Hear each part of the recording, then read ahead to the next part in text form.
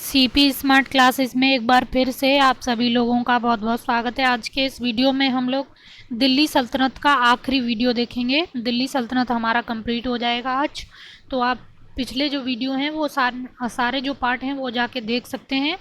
आपके प्रश्न यहीं से आने वाले हैं, जो मोस्ट इम्पोर्टेंट हैं और जो पेपर के हिसाब से रेलेवेंट हैं वही मैंने इनमें सारे टॉपिक लिए हैं। तो इतने तो आपको याद करने ही हैं, तो आप वीडियो सारे ज़रूर देख लेना और चैनल को सब्सक्राइब भी कर लेना। तो चलिए वीडियो शुरू करते हैं। तो आज का पहला प्रश्न है, भारत में पोलो खेल का प्रचलन किया था। तो भारत में पोलो खेल जो शुरू किया था वो किसने किया था?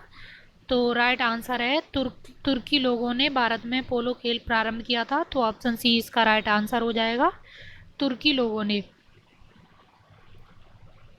आपको याद होगा कुतुबुद्दीन ऐबक की मृत्यु 1210 में पोलो या चौगान भी इसको बोलते हैं, खेलते हुए हुई थी। तो भारत में पोलो खेल का प्रचलन तुर्की लोगों ने किया। और कुतुबुद्दीन ऐबक की मृत्यु, जो कि गुलाम वंश का प्रथम शासक था, जिसने खुद को कभी सुल्तान घोषित नहीं किया था, जिसकी राजधानी लाहौर में थी, और उसकी मृत्यु 1210 में पोलो या चौगान खेलते हुए हो जाती है। तो ऑप्शन सी इसका राइट आंसर है। अगला प्रश्न देखते हैं, दस्तार बंदान कौन कहलाते थे? तो दस्तार बंदान नाम से जिनको जाना जाता है तो वो हैं उलेमा। उलेमाओं को दस्तार बंदान के नाम से जाना जाता था। दस्तार बंदान का मतलब होता है पगड़ी पहनने वाले। अगला प्रश्न है, स्टोरियो दी मोगोर या भारत का दर्पण नामक पुस्तक किसके द्वारा लिखी गई 17वीं शताब्दी में? देखिए ये बुक बहुत इम्पोर्टेंट है। आपको यहाँ एक कन्फ्यूज़न हो सकता है, यहाँ पे भारत का दर्पण लिखा है ना, तो अल बरूनी ने भी तहकीक हिंद लिखी थी। वो भारत की खोज थी, मतलब भारत के बारे में जानकारी थी। लेकिन स्टोरियो दी मोगोर या भारत का दर्पण नामक पुस्तक है, ये डॉक्टर मनुची द्वारा लिखी गई है। तो ऑप्शन सी इसका राइट आंसर है। अब डॉक्टर मनुची कौन था? तो डॉक्टर मनुची इटली का रहने वाला यात्री था, जो 14 वर्ष की आयु में अपने गृहनगर वेनिस से भागकर एशिया माइनर और फारस होते हुए भारत पहुंचा था। और शाहजादा दारा सिकोह की सेवा में ये पहले तोप खाने में था, तोपची था, बाद में ये डॉक्टर बन गया और इसने स्टोरियो दी मोगुर नामक पुस्तक की रचना की थी। तो ये बुक बहुत इंपॉर्टेंट है और मनुची के बारे में प्रश्न पूछा जाता है। और अलबर और ये इब्न बतूता है, ये आया था मोहम्मद बिन तुगलक के काल में। और जो ट्रे बर्नियर है ये आपका आया था शाहजहाँ के शासनकाल में। ठीक है। अगला प्रश्न है, निम्नलिखित घटनाओं पर विचार कीजिए। विजयनगर के कृष्णदेव राय का शासनकाल, कुतुब मीनार का निर्माण, पुर्तगालियों का भारत आगमन और फिरोज तुगलक की मृत्यु। तो इनमें आपको क्रम बताना है, मतलब सबसे पहले कौन सी घटना घटी है, फिर उसके बाद कौन सी। तो देखिए कुतुब मीनार का निर्माण शुरू हो जाता है कुतुबुद्दीन ऐबक के समय में ही। तो कुतुबुद्दीन ऐबक 1210 में मृत्यु होती है, तो समझ लो 1210 से पहले यानी 1208-7 में इसका निर्माण प्रारंभ होता है। तो दो पहले नंबर पे हो जाएगा। तो कुतुब मीनार सबसे पहले है। अब दूसरी चीज़ देखते हैं। दूसरा क्या है? फिरोज तुगलक की मृत्यु। तो फिरोज तुगलक की मृत्यु हो जाती है कब? अब 1388 में होती है, तो दूसरे नंबर पे ये हो जाता है 1388। और ये आपका हो जाएगा 1210। और फिर आपका है पुर्तगालियों का भारत आगमन होता है कब? तो पुर्तगालियों का आगमन होता है 1498 में, ये तो आपको पता ही होगा। और कृष्णदेव राय का शासनकाल 1509 पे 9 से शुरू होता है 1529 तक। आप ऐसे भी याद रख सकते हैं विजयनगर के शासनकाल को, क्योंकि बाबर ने इसका उल्लेख किया और बाबर भी 1509-29 इसी कार्यकाल से संबंधित था। तो इस तरह ये राइट आंसर इसका हो जाएगा ऑप्शन ए। सबसे पहले कुतुब मीनार का निर्माण हुआ, तो दो पहले आएगा, चार फिर फिरोज तुगलक की मृत्यु होती है 1388 में, फिर 1498 में पुर्तगाली आते हैं, तो 3 नंबर पर पुर्तगाली हो जाएगा। और विजयनगर साम्राज्य है वो उससे बाद में है, तो ऑप्शन ए इसका राइट आंसर हो जाएगा। अगला प्रश्न देखते हैं। अपने अपने लगभग 30 वर्ष के व्यापक यात्री जीवन में उसने पूर्वी गोलार्ध के विस्तृत भूभाग की यात्रा की और उस विशाल भूभाग को देखा जिसमें आज कोई 44 देश आते हैं, और कुल मिलाकर लगभग 73,000 मील की दूरी चलकर पार की। तो पूर्वी आधुनिक काल का संसार का सबसे बड़ा वह यात्री कौन था जिसका वर्णन ऊपर के अवतरण में है। यानी जिस इसमें जो वर्णन किया गया है वो किस यात्री के बारे में किया गया है, तो राइट आंसर हो जाएगा इब्न बतूता। इब्न बतूता ही के बारे में ये वर्णन है।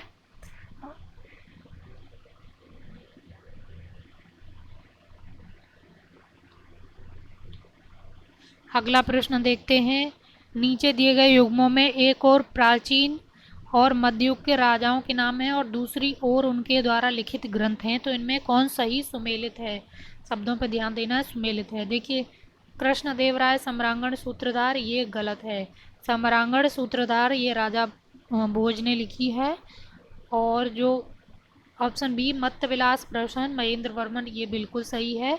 ऑप्शन बी राइट आंसर है। अब बाकी ऑप्शन भी देख लेते हैं। भोजदेव ने मानसोल्लास, ये बिल्कुल गलत है। मानसोल्लास है ये सोमेश्वरी है। और अमुक्त माल्यद है ये कृष्णदेवराय की है, तो ये भी गलत है। महेंद्र वर्मन द्वारा मत्तविलास प्रहसन नामक पुस्तक लिखी गई, तो ऑप्शन बी इसका राइट आंसर है। अगला प्रश्न देखते हैं। निम्नलिखित मध्यकालीन विद्वानों लेखकों में कौन जैन धर्म का अनुयायी था। बहुत इंपॉर्टेंट सवाल है। हेमचंद्र सूरी है ये जैन धर्म का अनुयायी था, तो ऑप्शन बी इसका राइट आंसर है। ये मध्यकालीन समय का विद्वान और लेखक था। ये जय सिंह सिद्धराज के दरबार में रहता था, ध्यान देना है, जय सिंह सिद्धराज। तो ये जैन धर्म का प्रमुख विद्वान था। अगला प्रश्न देखते हैं। 13वीं और 14वीं शताब्दी में भारतीय कृषक कौन सी खेती नहीं करते थे। तो देखिए, मक्का की खेती इस काल में भारतीय किसान नहीं करते थे। इन तीनों की जाती थी, इसकी नहीं की जाती थी, तो राइट आंसर ऑप्शन डी हो जाएगा। अगले प्रश्न की तरफ चलते हैं। मध्यकालीन भारत में मेहतर और पट्टिकल पदनाम किसके लिए प्रयुक्त हुए हैं। तो बहुत इंपॉर्टेंट है, तो ये है ग्राम मुखिया से संबंधित शब्द हैं। पट्टिकल ग्राम कुल को ही कर्नाटक महाराष्ट्र में बोला जाता था। और महत्तर उत्तर प्रदेश में महत्तर ग्राम मुखिया को बोला जाता था, तो ऑप्शन बी इसका राइट आंसर है। तो ग्राम मुखिया से संबंधित हैं ये सारे। अगला प्रश्न है। दीवाने रियासत विभाग की स्थापना की गई थी। तो दीवाने रियासत विभाग की स्थापना किसके द्वारा की गई। बहुत मोस्ट इम्पोर्टेंट सवाल है। दीवाने रियासत विभाग बनाया था अलाउद्दीन खिलजी ने, तो ऑप्शन ए इसका राइट आंसर है, अलाउद्दीन खिलजी।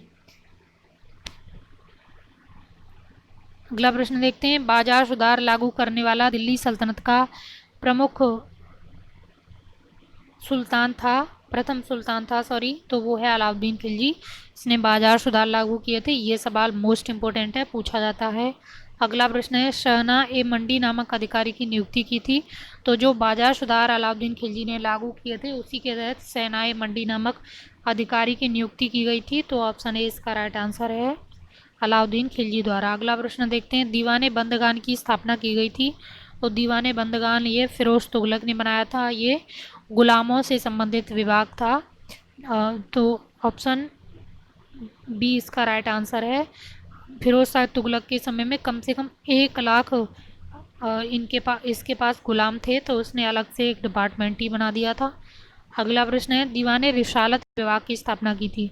देखिए, बिल्कुल कंफ्यूज नहीं होना। इससे पहले मैंने आपको दीवाने रियासत बताया था, तो रियासत अलग था और जो रियासत था वो अलाउद्दीन खिलजी ने बनाया था, बाजार सुधारों से संबंधित था।